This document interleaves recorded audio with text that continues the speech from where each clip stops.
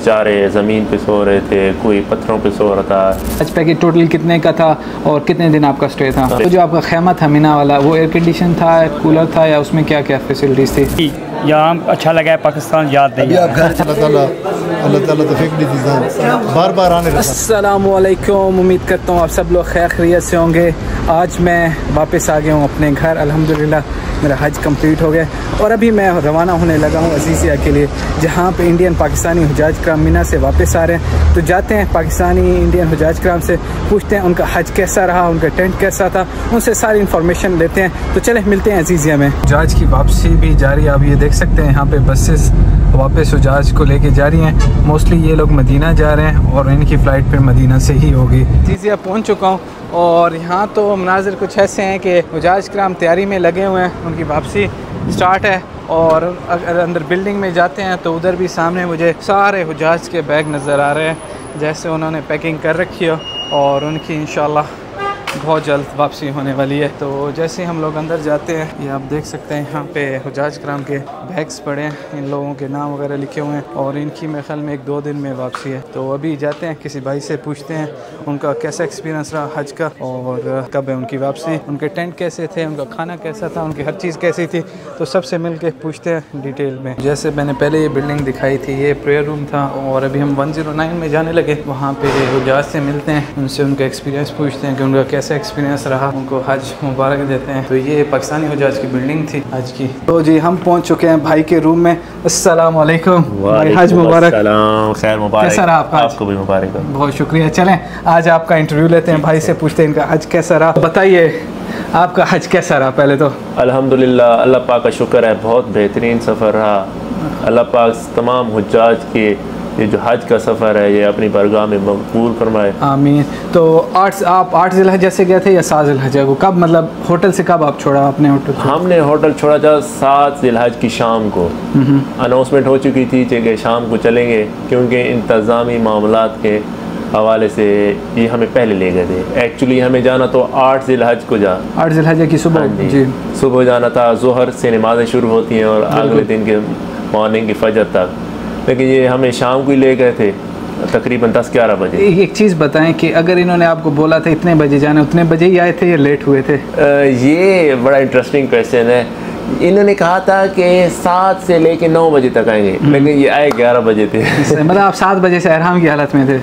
नहीं, हमने नहीं पहना था। अच्छा। हम इंतज़ार में थे कि जब ये अनाउंसमेंट करेंगे तो हम बिल्कुल तैयार थे। बस हमने एहराम पहना आराम और फिर उसके बाद हमने नियत की और नफल वगैरह पकड़े। और यहाँ से डायरेक्ट मिना गए थे या पहले हरम गए थे?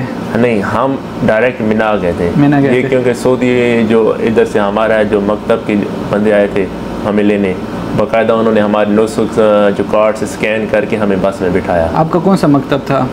हमारा डी कैटेगरी था। तो मिना जब पहुँचे तो वहाँ पे जो खेमे वगैरह, जो बेड वगैरह थे, उसके ऊपर नाम लिखा हुआ था या रैंडम का कहीं भी सो जाओ? पहले एक बिग मतलब के मकतब होता है, उसका नंबर था 263। फिर हम 263 में अंदर एंटर हुए तो फिर बिल्डिंग नंबर आ गया कि आपके 704 हमारा बिल्डिंग नंबर था, तो 704 का ये कैंप नंबर है। उसके हिसाब से अंदर बेड्स लगे हुए थे कि अगर 704 में मिसाल के तौर पे 400 हाजी रह रहे हैं तो उधर 400 बेड्स ही थे। तो खेमे में जितने बेड थे काफ़ी थे, आप लोगों में पूरे पड़े? जी हम अल्हम्दुलिल्लाह काफ़ी थे, लेकिन काफ़ी लोग बाद में लड़ाई झगड़ा भी कर रहे थे कि ये नहीं पूरे। तो अब मुझे नहीं पता कि दूसरे खेमों के लोग भी अंदर आ गए, दूसरों के कहीं और चले गए, कहीं को रास्ता नहीं मिला। फिर जो बाद में आए तो फिर वो बाद में लड़ाई झगड़े करके फिर बाहर सो रहे थे। और अल्लाह जाने कहीं बाहर से आ गए, कहीं आ गए, लेकिन उन्होंने जहाँ तक मैंने सुना है कि उन्होंने पूरे बेड्स लगाए थे। तो एक और चीज़ बताइए कि आप लोग जब 8 ज़िलहज्जा की उधर पहुँचे, खाना वगैरह का क्या हिसाब था? और फिर अगले दिन जब अराफात के लिए आप किस वक्त निकले? 8 ज़िलहज को खाना इन्होंने हमारा लंच भी दिया, डिनर भी मिला हमें। खाने में क्या क्या था? खाने में मुख्तलिफ था। पहले गोश्त वगैरह भी दिया, शाम को जो सब्ज़ी वगैरह थी अच्छी थी खाने, क्योंकि जितना क्राउड है, जितना लेग्स के हिसाब से 20 लेग आलमोस्ट हुजाज थे, उनके लिए इंतज़ामात करना कोई इतना आसान काम नहीं है, लेकिन उन्होंने खाना शाना बनाया जिस हिसाब से अच्छा था।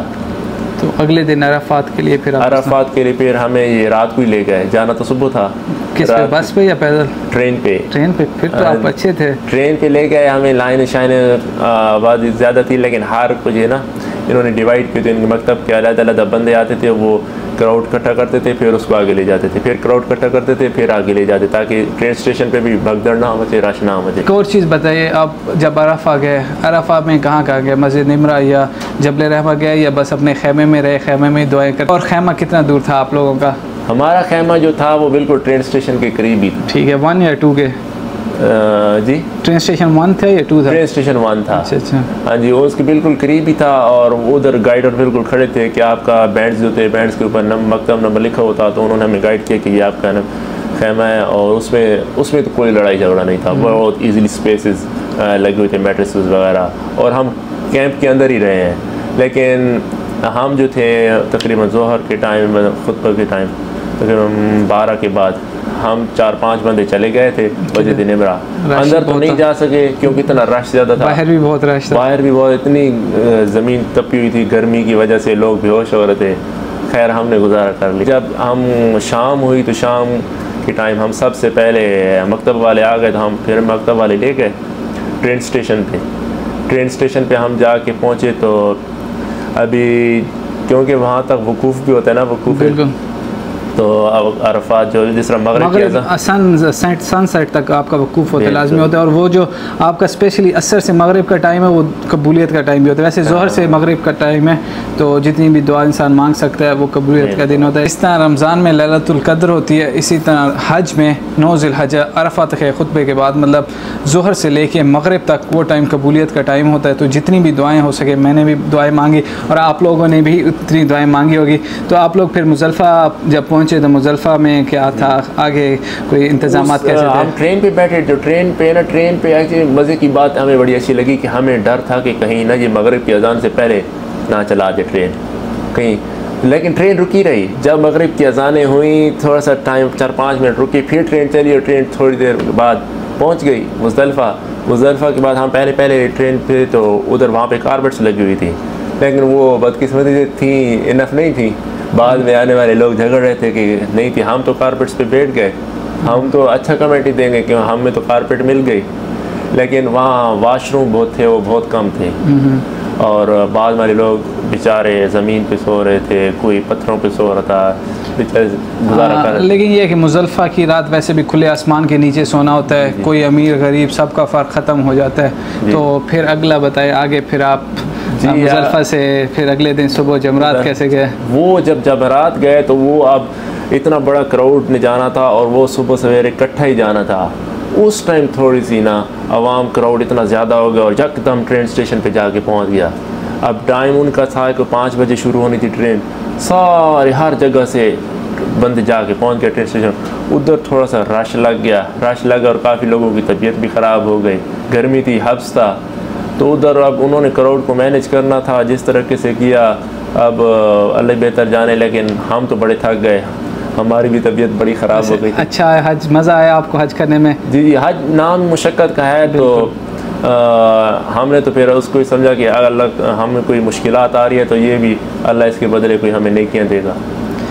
तो एक और चीज़ फिर बताते जाएं कि जब आपने जमरात रमी कर ली, कुर्बानी आपकी हो गई, हल्क हो गई, तो आपने तौफ़ कब किया, तौफ़ इफ़ादा कब किया, सही हज कब की और कैसे गए, मतलब सफ़र कैसे किया जमरात से? अगर आप तौफ़ करने गए हैं या जमरात के बाद अगर मिना वापस आए कैसे हैं, या जमरात से आप होटल आए तो कैसे आए हैं? जी, जमरात के हम कंकरियाँ मारने के बाद हम गए फ़ौरन डायरेक्ट हरम चले गए थे। बसेस वगैरह तो हमें नहीं मिली, ना उधर कोई टैक्सी अलाउ है, तो बाय रोड ही हम गए थे और बाय रोड ही हम पैदल चल के गए। सफ़र कर लिया था? हाँ जी, अल्हम्दुलिल्लाह इतना सफ़र कर लिया था, और उधर जाके फिर हमने तवाफ़ इजारा भी किया। और हरम से फिर कैसे आए? फिर हरम से बाद में हमने टैक्सी करके आए, जो कि बहुत एक्सपेंसिव थी। आम दिनों में हम वही टैक्सी 20 रियाल में करके इधर आते थे अजीज़िया, हरम से अजीज़िया, और वो टैक्सी हम 2 बंदे अलग-अलग पे किया, 100 रियाल फ़ी बंदा। सस्ते में यार, फिर भी आपको पड़े है। दूसरे 2 बंदे उन्होंने अलग बिठाया और उनसे फिर एक्स्ट्रा लिए। ये तो आपको सस्ते में अभी पड़ गए, इसलिए तो बहुत महंगा आपको पड़ना चाहिए था। अच्छा। तो हाँ, तो अल्लाह पाक आपका हज कबूल फरमाए। और आप जो फ्यूचर में नेक्स्ट ईयर अल्लाह खैर करे, जो हुजाज आना चाहते हैं उनके लिए कोई क्या रिकमेंडेशन देंगे? मतलब क्या तैयारी करके हैं, आपको क्या अपनी में खामी लगी कि यार मैं ये तैयारी करके लाता तो बेहतर था, ये चीज़ होती तो वो बेहतर था, तो सामान में हो गए या कोई नॉलेज में हो गया, आप क्या गाइड करना चाहेंगे?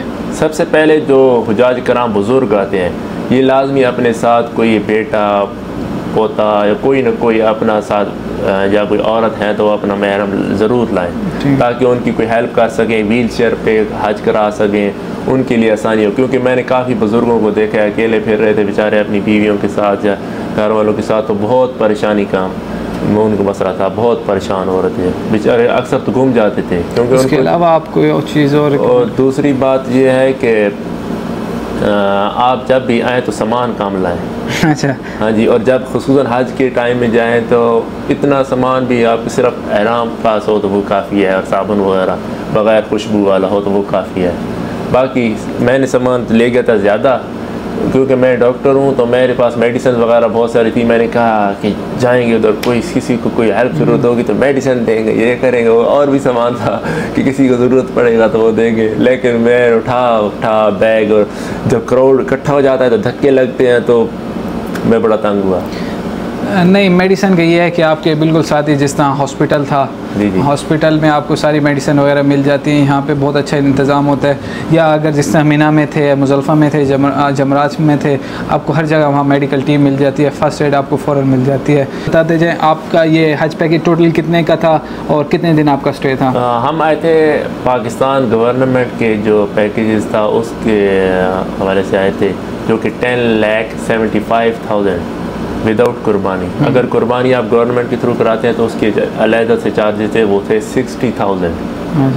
और कितने दिन आप मदीना रुके थे? और हम पहले मदीना में आके रुके 8 दिन, उसके बाद हमें ये खुद गवर्नमेंट वाली बसेस लेके आई हैं मक्का, और मक्का में हमारे अजीज़िया में जो रहाइश थी वो भी बड़ी बेहतरीन है, आपकी पहले वीडियोस में देख सकते हैं।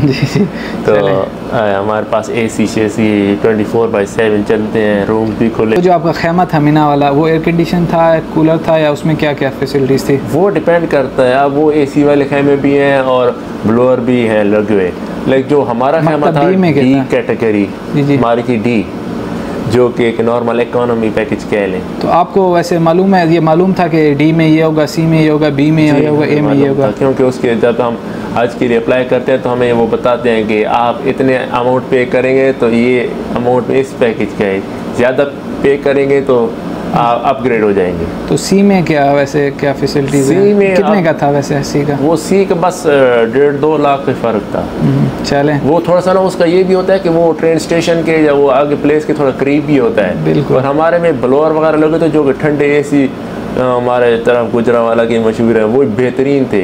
एक चीज़ लास्ट आप बता दें, आप लोगों की वापसी कब की है? हमारी वापसी जी 22 जून को है, तो ये हमें ले जाएंगे 21 की शाम को। और सामान वगैरह यहाँ पे पहले से आया पड़ा क्या? ये हमारे से पहले वालों की फ़्लाइट का सामान है। ये अंकल जी जा रहे हैं, ये हमारे बहुत ही प्यारे अंकल जी हैं।